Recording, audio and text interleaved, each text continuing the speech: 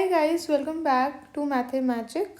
Today we will be starting with exponents and covering some of the important formulas जो हम आगे इस chapter में यूज़ करने वाले हैं. तो सबसे पहला क्या है? सबसे पहला है हमारा which is a to the power m into b a to the power m into a to the power n is equal to a to the power m plus n. अब इसका मतलब क्या हुआ कि अगर दो नंबर्स कब if हमारे बेसिस सेम है, यानी 5, जैसे for example 5 into 2 into 5 into 3 हम कर रहे हैं, तो हमारा आंसर क्या हो जाएगा 5 to the power 2 plus 3 यानी 5 to the power 5 हो गया. अब ये हमने समझ तो लिया, मतलब फॉर्मूला रट तो लिया, पर हम एग्जाम्पल से ना क्यों का भी रीज़न समझते हैं. जैसे अगर हम 5 to the power 2 कर रहे हैं इंटू 5 to the power 3 कर रहे हैं, तो इसका मतलब हमने किया क्या 5 into 5, ठीक है, इंटू ये वाला इंटू, और अब क्या 5 to the power 3 का क्या मतलब हो गया 5 हमारा क्या था 5 into 5 into 5 to the power 3 का क्या मतलब हो गया 5 into 5 into 5 3 bar, which is 5 को हम 5 बार मल्टीप्लाई कर रहे हैं, इसीलिए 5 to the power 5 आ रहा है. और अगर आपको याद हो तो हमने RHS में भी तो यही किया था कि 5 2 plus 3 कर दिया, which is 5 to the power 5. तो हम इसलिए करते हैं क्योंकि क्या कहते हैं, अभी हमने LHS इक्वल टू RHS का प्रूफ देखा. तो यानी कि अगर हमारे बेसिस सेम है और पावर्स अलग अलग हैं और आपस में मल्टीप्लाई हो रहा है, मल्टीप्लाई होना ज़रूरी है, तो हम पावर्स को ही सिंपली ऐड कर देते हैं. जैसे अभी हमने निकाला कि 5 to the power 5 आ गया.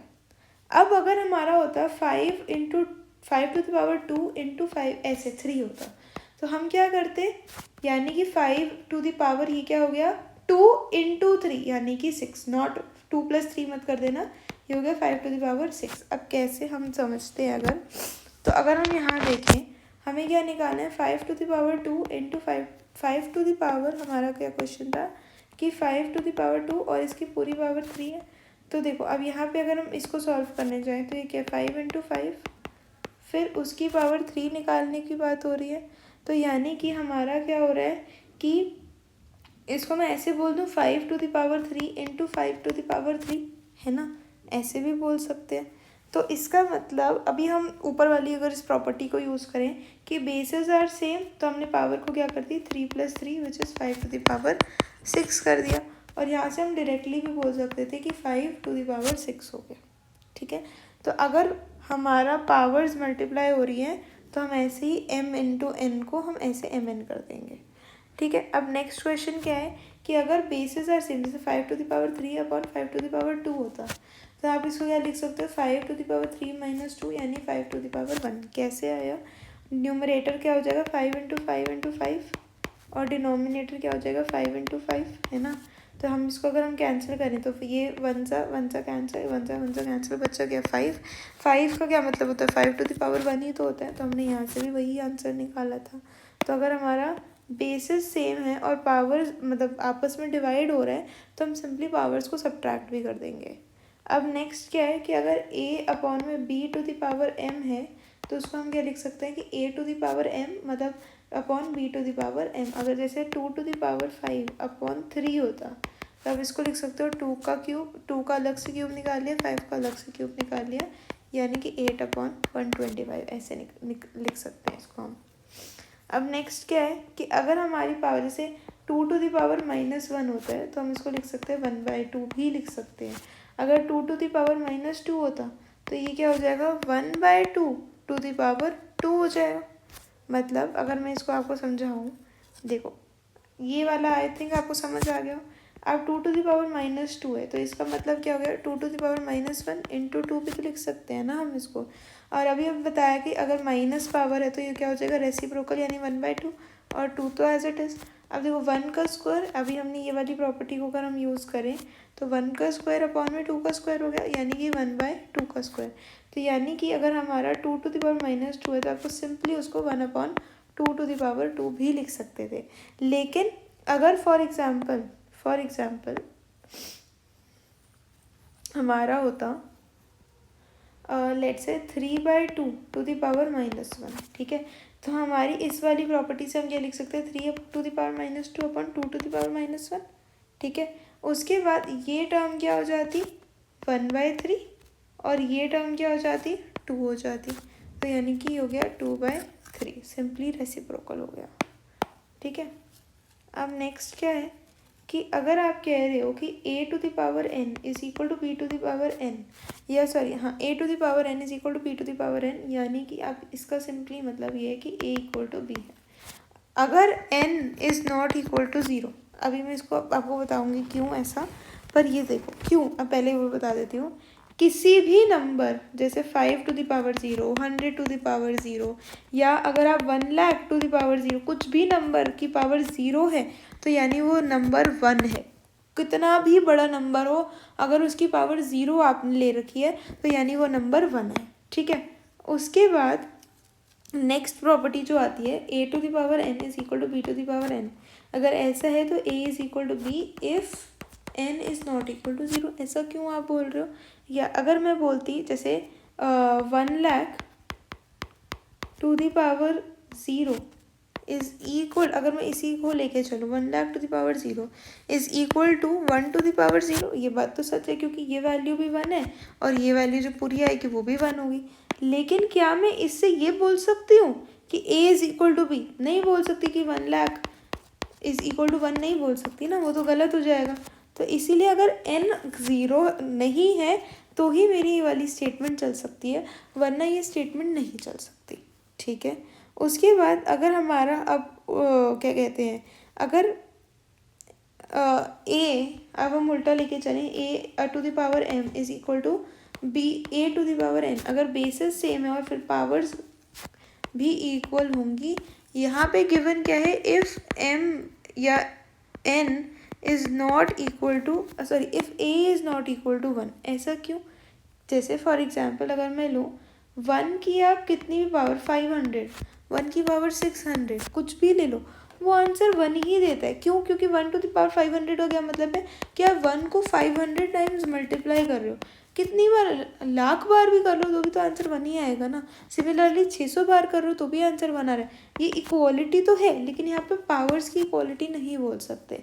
तो अगर 1 है बेस में तो आप पावर्स को इक्वेट नहीं कर सकते।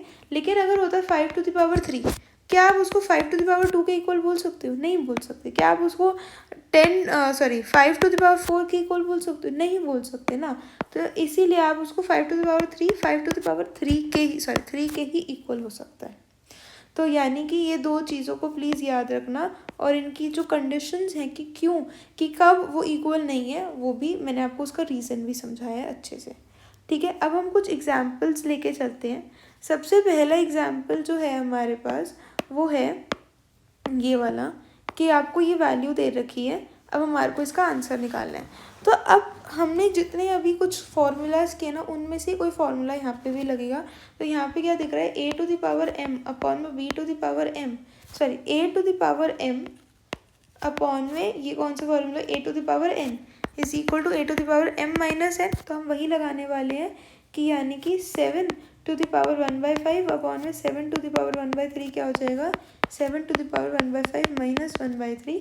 और आई होप आपको अभी हमने इतना नंबर सिस्टम कर लिया है कि आपको फ्रैक्शन सब्ट्रैक्शन तो आती ही होगी, विच इज़ 1/5 माइनस 1/3 क्या हो जाएगा, विच इज़ 3 माइनस 5 अपॉन में 15, यानी कि -2/15 हो गया। ठीक है, ये हो गया -2/15। और हमने एक और चीज़ अभी की थी, a to the power -n क्या होता है, 1 अपॉन में a to the power n। तो यानी कि ये क्या हो, 1/7 टू द पावर 2/5। हमने बस इतना ही छोड़ के आना है। नेक्स्ट हमारा जो नेक्स्ट क्वेश्चन दे रखा है, विच इज़ हमारे को इस एक्सप्रेशन को सॉल्व करना है। तो सबसे पहली बात, अब हमने अभी देखा कि a to the power -n क्या होता है, 1/a to the power n। Similarly 1/a to the power n क्या हो जाएगा, a to the power -n। तो यानी कि मैंने इस 27 को अगर ऊपर लेके जाना है तो ये क्या हो जाता है, 27 टू द पावर माइनस और फिर -2/3, तो पावर है n है, ये तो n है ना, और माइनस जो अभी हमने फॉर्मूला का यूज़ किया, तो ये क्या हो जाएगा, 27 टू द पावर 2/3 हो गया। आई होप आपको ये चीज़ क्लियर होगी। अगर नहीं होगी तो प्लीज़ कमेंट सेक्शन में कमेंट कर देना। तो ये क्या हो जाएगा, 27 टू द पावर 2/3 हो गया। तो अब 27 को, अब हमारा मेन यहाँ पे पता है इस चैप्टर में क्या काम होगा, कि हमें बड़े बड़े नंबर को ना उनके फैक्टर्स में ब्रेक डाउन करना है। तो 27 को हम क्या लिख सकते हैं, 3 × 3 × 3 लिख सकते हैं, यानी 3 की पावर 3 लिख सकते हैं। तो 27 टू द पावर 3 आ गया और यहाँ पे 2/3 तो एज इट इज़ हो गया। तो हमने इस 3 से 3 को कैंसिल हुआ तो हमारा आंसर फाइनल हो गया 9। अब इसको ध्यान से देखो, अब ये क्या है, a to the power m two into c, और ये क्या है, k भी है। तो हम इसको सिंपली ऊपर से भी हम पढ़ के आए थे m(n)k पावर्स को ही मल्टीप्लाई कर देंगे। तो -1/2 -1/4 और 2 को मल्टीप्लाई कर दिया तो ये से ये गया और आंसर क्या यहाँ पे क्या हो गया 1/4। अब हम 625 को उसके छोटे छोटे फैक्टर्स में ब्रेक डाउन करेंगे तो 5 टू द पावर 4 बनेगा इंटू 1/4 यानी कि 5 टू द पावर 1 यानी 5 आ गया। ओके, अब हम नेक्स्ट क्वेश्चन को देखते हैं। तो इस क्वेश्चन में अगर आपके पास ऐसे कभी बड़े अभी तो हम और भी बड़े क्वेश्चंस देखेंगे।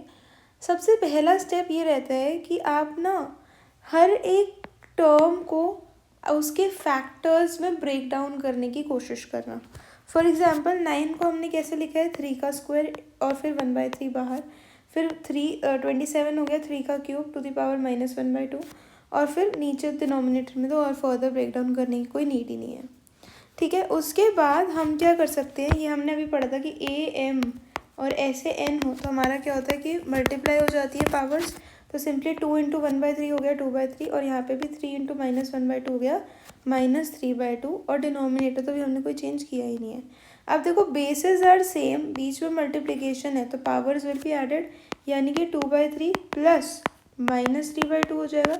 अब प्लीज़ कंफ्यूज मत हो जाना कि हम एक्चुअली में तो ऐड ही कर रहे हैं लेकिन ये पावर का ही माइनस था तो हम कुछ नहीं कर सकते। तो 2/3 -3/2 हो गया यानी कि 4 - 9 divide by 6 which is equal to -5/6। ठीक है, तो यहाँ पे हो जाएगा -5/6 और डिनोमिनेटर में भी सेम है कि बेसिस सेम है, पावर और बीच में मल्टीप्लिकेशन है तो पावर्स को ऐड कर देंगे यानी 1/6 plus -2/3 which is equal to 1/6 -2/3 और यहाँ पे क्या हो जाएगा 1 - 4/6 यानी कि -3/6 हो गया।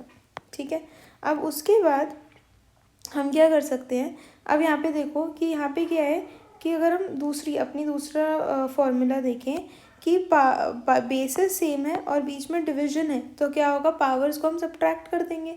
तो यानी कि हमारा क्या हो जाएगा 3 - 5/6 अपॉन में 3 - 3/6 है तो ये दोनों पावर्स को सब्ट्रैक्ट कर देंगे यानी -5/6 माइनस और फिर -3/6 पावर्स को सब्ट्रैक्ट कर रहे हैं हम तो यानी -5/6 प्लस 3/6 हो गया यानी कि -2/6 हो जाएगा। ठीक है, -2/6 या फिर -1/3 एक ही बात हो गई। और ये क्या a to the power -n क्या होता है 1/a to the power n, तो हमने वही कर दिया। ठीक है, आई होप आपको ये क्वेश्चन क्लियर होगा। अब नेक्स्ट क्वेश्चन पे आते हैं विच इज़ हमारे को ये वैल्यू दे रखी है और इसको हमें आगे सिंप्लीफाई करना है।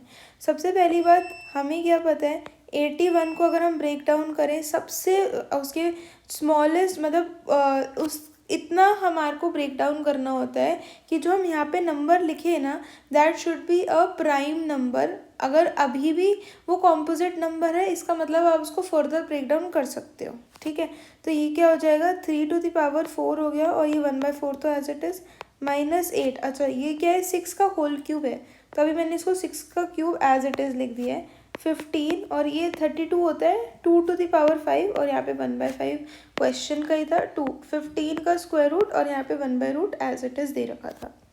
ठीक है, अब यहाँ पे देखो 4 से 4 कैंसिल हो गया 1 बच गया, 3 से 3 कैंसिल हो गया 1 बच गया, 5 से 5 कैंसिल हो गया 1 बच गया, 2 से 2 कैंसिल हो गया 1 बच गया।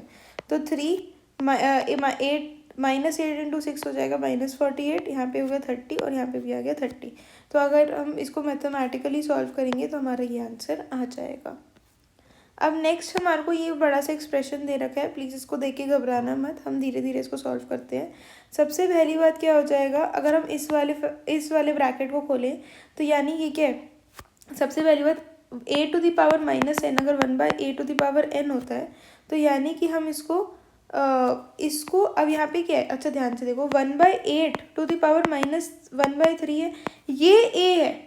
ठीक है, ये a है तो यानी इसका रेसिप्रोकल करना है 8/1 टू दी पावर 1/3 हो जाएगा, क्योंकि अगर हम a को रेसिप्रोकल करके 1/a लिख रहे थे अब हमारा a ही 1/8 है तो उसका रेसिप्रोकल 8 हो जाएगा। तो 8⁻1/3। सिमिलर रीजनिंग की वजह से यहाँ पे होगा 27⁻+1/3। ठीक है, उसके बाद 8 को आप क्या लिख सकते हो 2⁻3 और 3 को क्या लिख सकते 27 को क्या लिख सकते हो 3⁻3। अब यहाँ पे क्या है a m और ब्रैकेट में n है तो पावर्स विल बी मल्टीप्लाइड, तो 3 × 1/3 क्या हो जाएगा 1 हो गया, तो यहाँ पे भी 1 हो गया और यहाँ पे भी 1 हो गया, यानी पावर 1 हो गई। तो 3⁻1 हो गया 3, 2⁻1 हो गया 2, तो अंदर तो हो गया 5। ठीक है, अब 5 × 5 अगर हम ये ब्रैकेट अब वैनिश ऑफ हो गया, ये चला गया, तो 5 × 5 हो जाएगा 25 और ये अभी बाहर -1/2 भी साथ साथ चल रहा है। ठीक है, उसके बाद ये हो गया 25⁻−1/2 यानी a⁻n क्या होता है 1/a⁻n यानी 1/25⁻1/2 यानी 1/25 का रूट क्या होता है 5 ही तो होता है, तो यानी हमारा आंसर आ गया 5। इसको आप लिखना चाहो तो ये 5⁻1 भी लिख सकते हो, जैसे आपको ठीक लगे। अब नेक्स्ट हमारे को दे रखा है इस एक्सप्रेशन को हमारे को सिंप्लीफाई करना है। ठीक है, तो हम इसको अगेन अब ये क्या है हमारे को माइनस दे रखा है, तो हम अपनी टर्म को रेसिप्रोकल कर देंगे और हमारा जो पावर है वो प्लस हो गया। देखो बेस को हमारे को रेसिप्रोकल करना है और पावर हमारा प्लस हो जाएगा, तो यानी ये आ गया। सिमिलरली उसी सेम रीजनिंग की वजह से बेस को हमने रेसिप्रोकल कर दिया यानी 9/25 और पावर पॉजिटिव हो गई, divide by again 2/5 power positive हो गई 3 हो गई। ठीक है, अब उसके बाद हम इसको ब्रेक डाउन करें तो 16 होता है 2⁴, 18 होता है 3⁴ और ये पावर तो एज इट इज़ चल रही है। यहाँ पे 9 होता है 3 का स्क्वायर, 25 होता है 5 का स्क्वायर और ये पावर एज इट इज़ चल रही है, डिवाइड बाय और हमारा नेक्स्ट हो गया। अब उसके बाद हम क्या इसको लिख सकते हैं, अभी हमने पढ़ गया था 2⁴ अपॉन 3⁴ है, तो उसको हम क्या लिख सकते हैं 2/3 2⁴ लिख देंगे। तो अगर ये हमने 4 ऐसे लिख दिया तो ये 4 और 3/4 बाहर था तो ये कैंसिल हो जाएगा, तो सिर्फ 3 बच जाएगा, तो हमारा ऐसा कुछ दिखेगा। सिमिलरली यहाँ पे हम 3/5 2 और 3/2 तो पहले से था तो ये 2 और 2 कैंसिल हो गया और सिर्फ 3 बच गया और डिवाइड बाय 2/3 इंटू 3/5 हो गया। अब नेक्स्ट क्या है, हमें पता है कि डिवाइड है तो उसको मल्टीप्लाई करके अंदर वाली टर्म को रेसिप्रोकेट कर देते, मतलब अगर डिवाइड बाय 1/2 है तो हम यानी मल्टीप्लाई बाय 2 कर देते हैं, तो वही लॉजिक हमने यहाँ पे लगाया कि उस पूरी टर्म को रेसिप्रोकल कर दिया। अब यहाँ पे देखो हमारा क्या है 2⁻3 upon 3⁻3 into 3⁻3 upon 5⁻3 into 5⁻3 upon 2⁻3, तो ये 3 और ये कैंसिल हो गया, 5 और 5 ये कैंसिल हो जाएगा और ये 2 वाली पावर्स ऐसे कैंसिल हो गई, यानी आंसर आ गया 1। ठीक है, हमारा फाइनल आंसर हो गया 1। अब नेक्स्ट क्वेश्चन पे आते हैं कि हमारे को इस एक्सप्रेशन की ना वैल्यू निकालनी है। अच्छा, आई होप आप लोग इन क्वेश्चंस को पहले खुद से सॉल्व कर रहे होंगे और अगर नहीं आ रहा तो ही आप सॉल्यूशंस देख रहे हैं, अदरवाइज़ ऐसा कोई मतलब देखने का कोई सेंस नहीं बनता, क्योंकि फिर आप सिर्फ अपने नोट्स ही सजा रहे हैं, एक्चुअली में नहीं कर रहे हो, मतलब एक्चुअली आप नहीं समझ पा रहे हो कि आपको क्वेश्चन आ भी रहा है या नहीं आ रहा। तो give it a try first your self. ठीक है, तो अब हम इसको सॉल्व करने जाएँ तो अच्छा कुछ चीज़ों को ना आपको इस चैप्टर के अंदर कुछ चीज़ें आपको याद ही हो जाएगी, जैसे 6 का क्यूब, 1 से लेके 10 तक के क्यूब्स, 1 से लेके 20 तक के स्क्वायर्स आपको वो याद हो जाएंगे। तो 216 को देखते ही आपको याद आना चाहिए कि अरे ये तो 6 का क्यूब होता है, तो यानी इसको मैंने 6 का क्यूब लिखा और -2/3 तो एज इट इज़ था, तो 3 से 3 कैंसिल हो गया और 6⁻2 बच गया। 256 16 का स्क्वायर होता है और 4⁴ होता है, तो इसलिए मैंने ऐसे लिख दिया। अब 243 3⁵ होता है कि 3 को अगर आप 5 बार मल्टीप्लाई करोगे तो 243 मिलेगा, तो मैंने उस सेंस से वो लिख दिया। ठीक है, फिर उसके बाद 4 से 4 ये कैंसिल हो गया, हमारे पास ये बच गया और यहाँ पे हमारे पास 3⁻1 बच गया। तो अब ये है तो यानी 1/6 2⁻2 है, तो ये क्या हो जाएगा रेसिप्रोकल 6⁻2 बन जाएगा। यहाँ पे सिमिलरली 4⁻3 और यहाँ पे सिर्फ 3 बच गया, रेसिप्रोकल हो गया। अब एक चीज़ याद रखना, पूरी आपकी जो एक्सपोनेंट्स हैं उसमें जब बीच में एडिशन है ना तो हमारे पास कोई फॉर्मूला नहीं है। हाँ, जब हम क्या करते हैं ये याद रखना कि जब हमारे जैसे बेसिस सेम है और मल्टीप्लाई हो रहे हैं तो पावर्स को ऐड करते हैं। ठीक है, पर अगर a to the power m plus a to the power n है तो हम उसको a to the power n ऐसे नहीं लिख सकते, ठीक है। तो एडिशन के लिए हमारे पास कोई भी फॉर्मूला सच नहीं है, तो हम सिंपली इसको सिंप्लीफाई करेंगे कि 4 इंटू 36 ये आ गया, ये 64 बन गया, ये 6 बन गया, और हमने सिंपली इसको ऐड कर दिया। हमने कोई फॉर्मूला नहीं लगाया क्योंकि है ही नहीं, ठीक है। Coming to the next question कि हमारे को ये दे रखा है और हमारे को कुछ प्रूव करना है। देखो जब ऐसा कुछ दे रखा हो ना तो हम एक चीज़ से स्टार्ट करते हैं, एक पार्ट से स्टार्ट करो कि a is equal to B to the power 2x, ठीक है। अब a is equal to b की वैल्यू आपको क्या दे रखी है क्वेश्चन में, c to the power 2y, तो b की जगह हमने c to the power 2y लिख दिया और 2x तो एज इट इज़ हो गया, तो ये क्या हो जाएगा 4xy हो जाएगा। अभी हमने पढ़ा था am n है तो यानी am इंटू n हो जाएगा, ठीक है, इसलिए यहाँ पे हो गया 4xy। अब c की वैल्यू आपको कुछ और दे रखी है तो c के टर्म्स में अब a के टर्म्स में ले आओ, तो यानी कि 8xy हो गया। बेसिकली हमारे को करना क्या है कि ये जो a इज इक्वल टू ये जो b है ना, इसकी जगह हमें a ही लाना है कि बेसिस सेम करने हैं, ठीक है। तो इसलिए यहाँ पे 8xy सेट हो गया।